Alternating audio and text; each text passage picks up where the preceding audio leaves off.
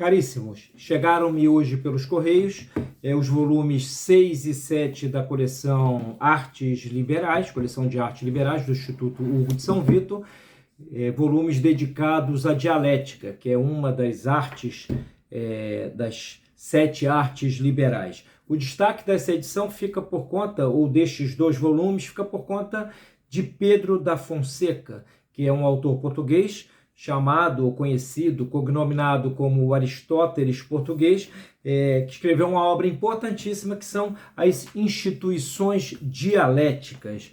Então é de se louvar uma publicação como esta, num momento que é dramático para nós sob vários aspectos, mas sobretudo intelectual e moralmente.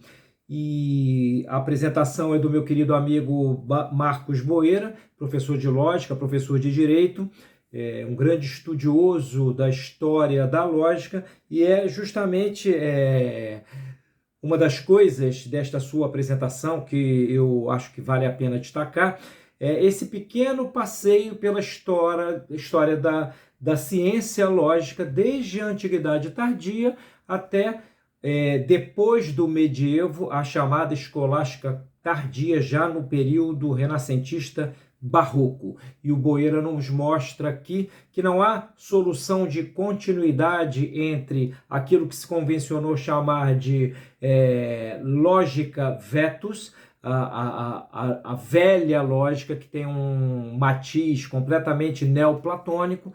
Então, autores como Apuleio, Pseudo-Agostinho, Porfírio e outros são destaque daquilo que na Idade Média passou-se a chamar de lógica vetus. Então não há solução de continuidade entre essas lógicas. A lógica chamada de nova, que é aquela lógica que traz o aporte de obras de Aristóteles que estavam praticamente esquecidas pelo Ocidente, até que no século XII, principalmente com as traduções do corpus aristotélico para o árabe e depois para o latim, chegou-se a uma impressão geral de que algo magnífico estava, digamos assim, submerso desde muitos séculos. E por fim, então, para não perdermos o fio da meada, lógica vetus, de caráter neoplatônico, lógica nova, de caráter aristotélico, e a lógica modernorum, que é uma conquista propriamente medieval. O destaque que o Boeira dá aqui é o autor Pedro Hispano, o autor das Summoe Logicales, que foi papa, inclusive, um papa português, João XXI, autor importantíssimo, que a partir de quem, melhor dizendo, a lógica dá um grande salto rumo a questões que serão importantes nos períodos posteriores ao medievo. Então, o Boeira faz esse passeio pelo desenvolvimento da lógica neste longo período que vai, repito, desde a Antiguidade Tardia até a Escolástica Tardia, e nesta propriamente o período renascentista barroco. O destaque, entre outros, é para o próprio Pedro da Fonseca, com as suas instituições dialéticas, que ganham, nesta edição do Instituto Hugo de São Vitor, um tratamento maravilhoso, bilíngue. Está o texto latino aqui, compaginado com a tradução para o português, e penso que, como dizia ainda há pouco, uma publicação como esta é muito importante para nós, embora não seja uma obra destinada ao grande público, e sim a estudiosos ou da própria lógica, ou da metafísica, ou da ontologia. O Boeira até nos lembra aqui, com muito acerto, que ao longo deste período a lógica foi tentando emancipar-se da ontologia. O termo que vinculava essas duas ciências era o termo substância.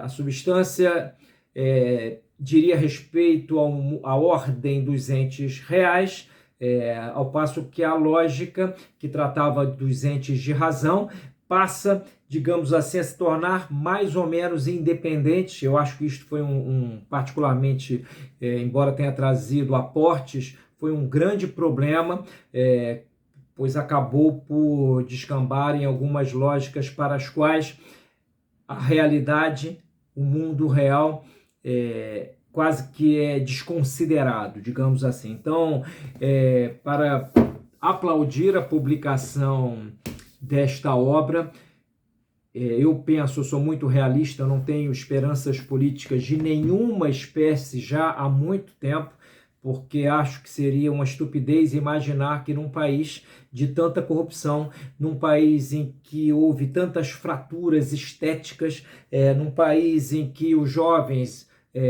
sobretudo, vão perdendo até o travo, o clima, vão perdendo o contato com as normas, com a norma culta do idioma. Num país assim é impossível imaginar que no meio da degradação nós teremos governantes extraordinários, que têm uma clara visão da política como ciência arquitetônica do bem comum. Não, eu estou entre aqueles para quem qualquer melhora, se é que isto está nos desígnios da divina providência, qualquer melhora política não sairá da política, pois esta está completamente degradada, e sim do resgate de princípios espirituais, civilizacionais, culturais, sem os quais a própria política perde a razão de ser e se transforma, se degrada, se dilui numa espécie de maquiavelismo rasteiro. Então, parabéns ao Instituto Hugo de São Vito, parabéns ao meu querido amigo Marcos Boeira.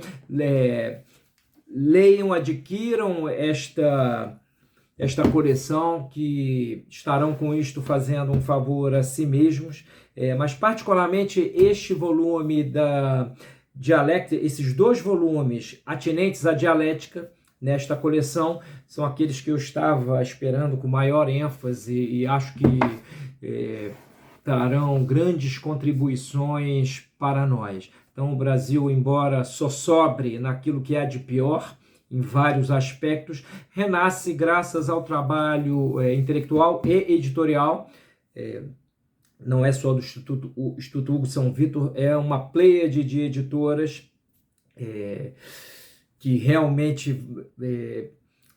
essas editoras realmente vão fazendo um grande serviço de trazer para o leitor contemporâneo autores e obras que estavam completamente esquecidos, inclusive obras de espiritualidade, obras de teologia moral, etc. Então, eu que sou uma pessoa que não pode ser chamada de otimista, vejo com, digamos assim, com boa sombra tudo isso que está acontecendo, e pode ser, queira Deus, que colhamos, quiçá daqui a 15 anos, frutos efetivos que possam se reverter para o plano da política no sentido elevado deste termo. E só lembro aqui que, na perspectiva histórica, 15 anos não são nada.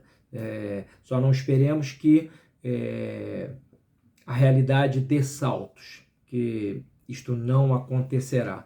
Um abraço, meus caros, e parabéns a todos os envolvidos nesta edição.